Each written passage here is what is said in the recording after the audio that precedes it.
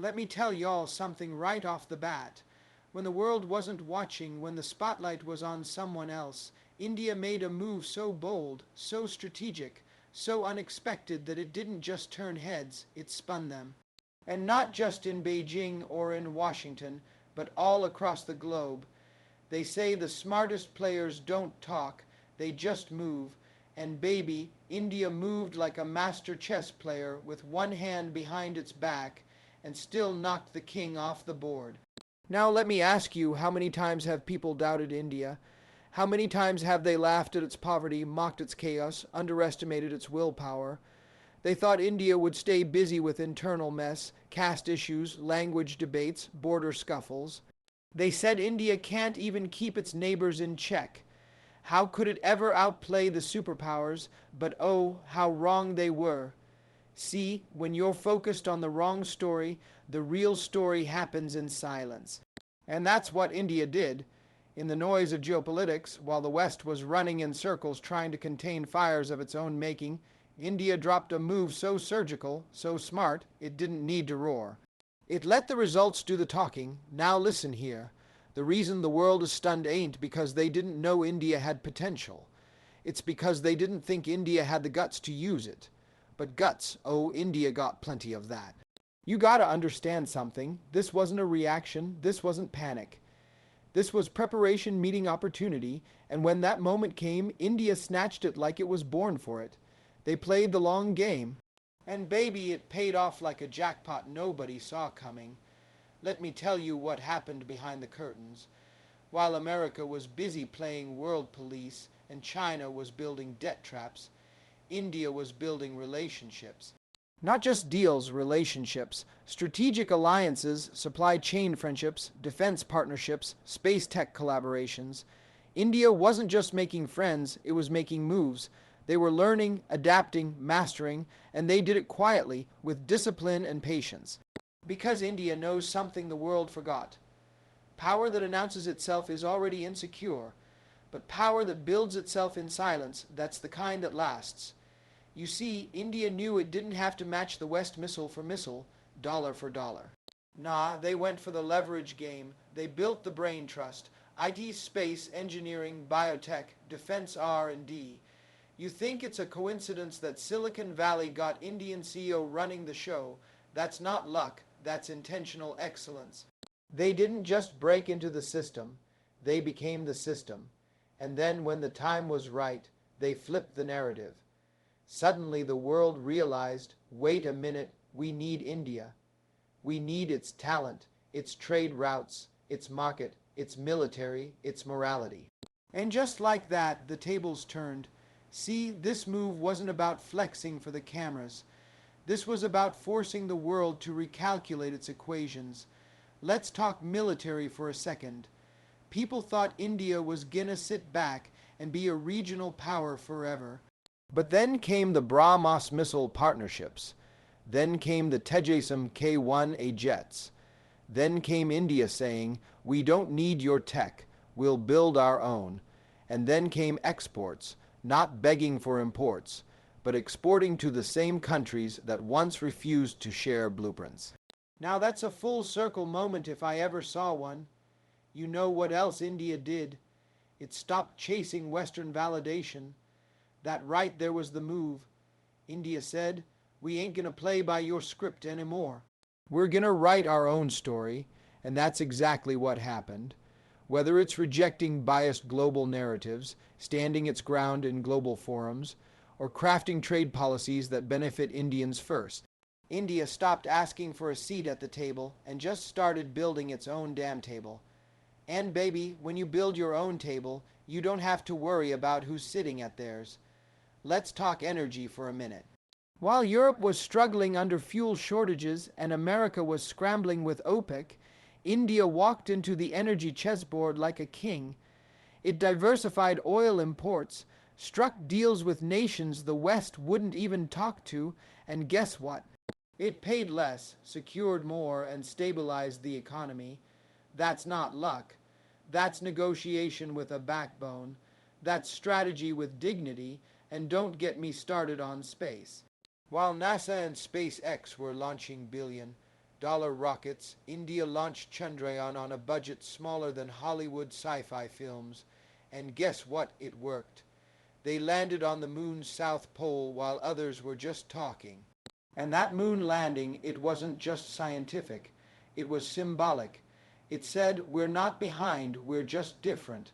And sometimes being different is the biggest advantage of all. The move that stunned the world wasn't just one event. It was a culmination. It was years of learning, decades of setbacks, centuries of endurance, and a new mindset. This is not the India of the 90s that pleaded for loans. This ain't the India of the early 2000s trying to impress the IMF. This is a new beast. A tiger that waited patiently, sharpened its claws, and now it's out of the cage. And oh, when that tiger walks, the whole damn jungle listens. Now I know some folks are out there still doubting, still mocking. They'll say, yeah, but India still has poverty, traffic, bureaucracy. And to them I say, so what? Name me one great nation that didn't have chaos before glory. America had slavery and civil wars.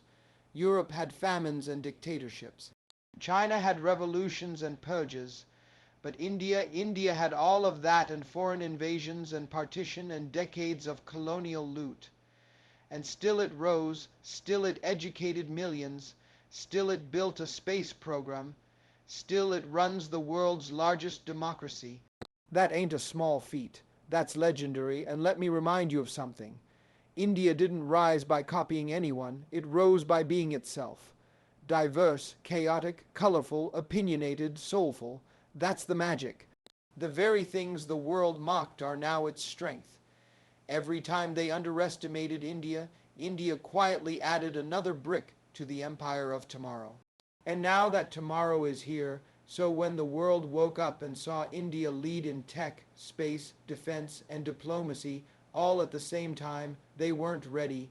They panicked. They whispered in boardrooms. They wrote think pieces. They scrambled for new foreign policies because they never saw it coming. Not like this. Not this fast. But that's the thing about transformation. It's slow until it's sudden. It creeps up, then crashes through. Now look around. India is not just participating in the global game. It's redefining the rules. It's the country others now court. It's the voice others now quote. It's the market everyone wants in. And let me tell you why that matters. Because this isn't just a victory for India. It's a wake-up call for every underestimated soul out there. Every country, every person who is told you can't, should look at India and say, watch me. You don't need the world's approval to rise. You need purpose, patience, and power, and India's got all three. Look at how it's handling geopolitics, neutral when it needs to be, assertive when it must. Calm when pushed, strong when tested. It didn't rush into alliances. It made the alliances rush to it. The Middle East wants to invest. The West wants trade deals. The East wants collaboration. That's leverage. And baby, in today's world, leverage is power. You want to know what really shocked America and stunned the world? It wasn't just one missile or one tech breakthrough. It was the realization that the very country they wrote off now has the blueprint. The same India they once tried to civilize is now teaching them how to survive in a multipolar world. India's success ain't just numbers on a GDP chart, it's a story of soul. A story of billions rising not through conquest, but through conviction, not through war, but through will, not through exploitation, but through innovation. And let me just say this, India ain't done. This is just the warm-up. The runway is long, the jet is fueled, and the direction is clear. Forward, fast, and fearless. This move that outplayed them all, it's just the beginning of a new playbook.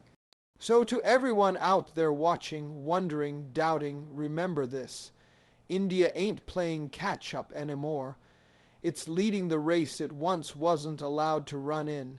It's setting the pace, not chasing it. And most of all, it's doing it on its own terms. Now that, my friend, is the real power move and the world better buckle up.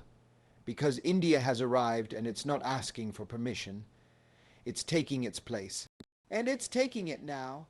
India's rise on the global stage is not the result of some overnight transformation or a reactionary foreign policy shift. It is the culmination of a deeply rooted civilizational confidence that dates back thousands of years, combined with a bold, modern ambition that has matured in the backdrop of relentless adversity. This is not a game of chance that India is playing. It is a long game, a calculated, deliberate, patient march built on historical wisdom and sharpened by modern innovation. What shocked America and stunned the world wasn't just that India had risen, it's how India rose. Not through imitation, not by bending to align with someone else's world order, but by leveraging its own principles, culture, and strategic depth to play a game most global players weren't even aware they were in. You see, in the age of quick fixes, fast alliances, and soundbite diplomacy, India has taken a vastly different route. While Western geopolitics often revolves around rapid interventions, military posturing, and mediated, riven pressure campaigns, India chose the slower but more sustainable path. It focused inward first, strengthening its institutions, empowering its people, stabilizing its economy, and reawakening its civilizational ethos. It realized that true power doesn't come from how loud you shout in international forums.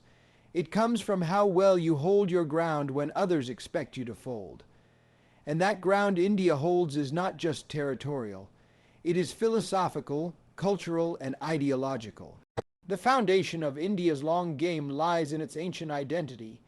It is a civilization that has seen empires rise and fall, invaders come and go, ideologies blossom and then burn out. Through all of that, India survived not by brute strength, but by adaptability and depth. This is the land that gave the world zero, yoga, chess, metallurgy, and complex philosophies before some current superpowers even existed. That knowledge didn't disappear. It went underground during colonization, but it didn't vanish. It was preserved in rituals, in language, in family systems, in rural memory, and now in the 21st century it's being reinterpreted for a new kind of warfare, the war of influence, of identity, of narrative, and of global realignment. India's ambition is modern, but not westernized. It isn't about replacing the West.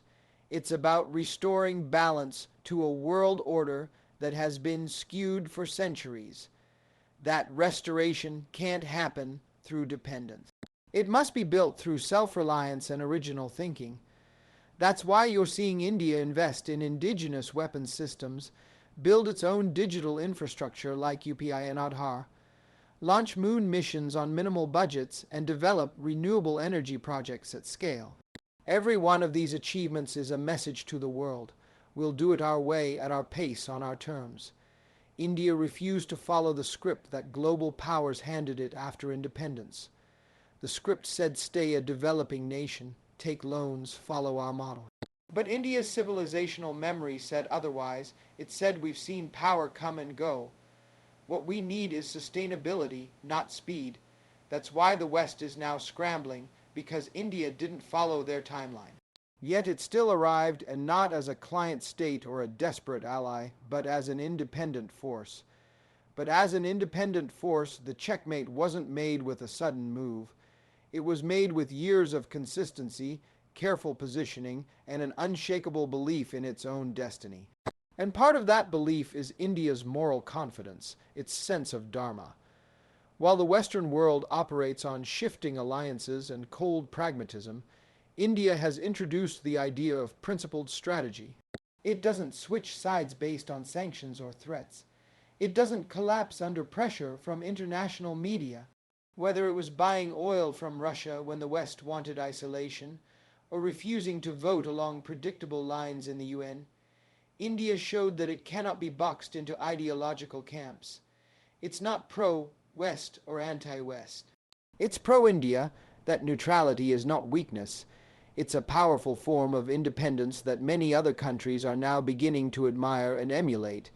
India's posture in the international system reflects a clarity of thought that comes from centuries of surviving chaos. In a world obsessed with short-term wins and quarterly gains, India plays by different rules. Its victories are long-term. It plants seeds today that it knows may not bear fruit for a decade, but when they do, they alter the ecosystem. That's exactly what's happening now. While America was focused on creating global dependencies and China was building physical infrastructure through the Belt and Road Initiative, India was building human infrastructure, educating 1 billion minds, connecting villages with fiber optics, launching health missions, empowering small businesses through technology, and reforming taxation to boost compliance and growth. No flashy headlines, just deep foundational change, and now the roots are showing. The irony is that the very world that once tried to suppress India's identity is now trying to understand it, maybe even copy it. But you can't duplicate something you never respected. The West tried for years to pull India into its narrative, tried to define India through poverty, caste, overpopulation, and corruption. But India quietly redefined itself through opportunity, resilience, spirituality, and strategic brilliance. It stopped answering the world's questions and started asking its own. And when a country does that, it becomes ungovernable by external narrative. That ungovernability is a key reason why India has become the swing state of the global order. Every side wants India's support now, not out of charity, but necessity. Whether it's technology, pharmaceuticals, cybersecurity, space, or even the cultural domain, India has emerged as the essential player that can't be ignored. And this didn't happen because India shouted the loudest. It happened because India proved it belonged, even when it wasn't invited. And now look at the geopolitical chessboard. You'll find that the United States needs India to contain China. Russia wants India to balance Western encroachment. Europe needs India for trade and tech. Africa looks up to India as a development model, and Southeast Asia sees it as a cultural ally. That's not influence, that's centrality, and it wasn't achieved by becoming someone else's pawn. It was achieved by refusing to be one. India's long game also involves mastering the currency of the future narrative. The West built its influence not just on military or economic strength, but through controlling the story. Hollywood, academia, media, international institutions, they all reinforced a single worldview. But now India is challenging that monopoly. Indian narratives are going global, from Bollywood and yoga to Ayurveda and philosophical thought. The West used to export ideology. Now India is exporting identity. And that shift is enormous because in the 21st century, whoever owns the narrative owns the future. This narrative shift is also happening in diplomacy. India has become the voice of the global South, not just through speeches, but through action. Vaccine matri, development partnerships, educational scholarships, and disaster relief efforts are part of India's soft power that isn't backed by any ideological conditions. That makes it trustworthy. When India shows up, it doesn't bring a lecture. It brings a helping hand, and that approach has more value today than any G7 summit or NATO statement. India's rise also presents a philosophical challenge to the materialism of the West and the authoritarianism of the East. It says there is a third way, a dharmic way, that combines democracy with discipline, spirituality with science, tradition with technology. It's a model that doesn't seek domination but balance, and in a world exhausted by polarization, that's a breath of fresh air. The timing of India's ascent couldn't be more critical. As Western powers deal with economic fatigue, political instability, and cultural confusion, India is presenting a new kind of leadership, one that is youthful yet ancient, assertive yet humble, fast yet rooted. And that duality of being modern and timeless at once is what the world doesn't know how to compete with. You can outspend someone, you can even outfight someone, but how do you outlast someone who thinks in centuries? That's why India's every move now carries more weight than before. When it invests in semiconductor manufacturing, it's not just about chips, it's about strategic autonomy. When it launches a moon mission, it's not just about prestige. It's about proving that discipline and innovation can defy any budget. When it rejects Western hypocrisy on human rights while defending its sovereignty, it's not just about diplomacy. It's about reclaiming dignity. Every step is part of a larger choreography that's been building for decades, and this choreography is synchronized with a mindset that is deeply Indian but globally relevant. It's a mindset that says, we don't want to dominate you, but we won't let you dominate us either. That mindset is unsettling to the old powers because it can't be bought, bullied, or broken. It stands tall not because it has everything figured out, but because it knows where it's going. That kind of clarity, born from cultural memory and modern experience, is what makes India so formidable right now. What America and other powers miscalculated was India's ability to stay focused while being underestimated. They thought the lack of noise meant the lack of direction.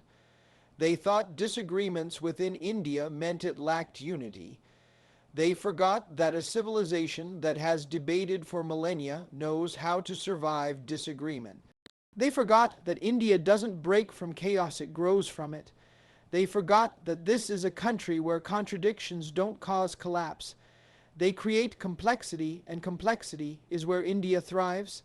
So while the world raced on a track built by colonial equations, India slowly carved its own road. And now it's not just catching up, it's setting the course.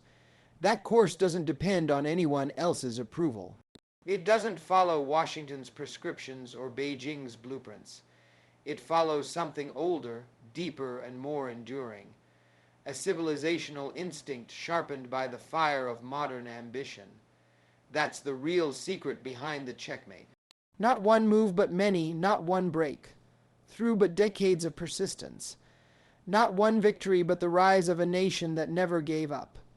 Even when the world stopped believing in it.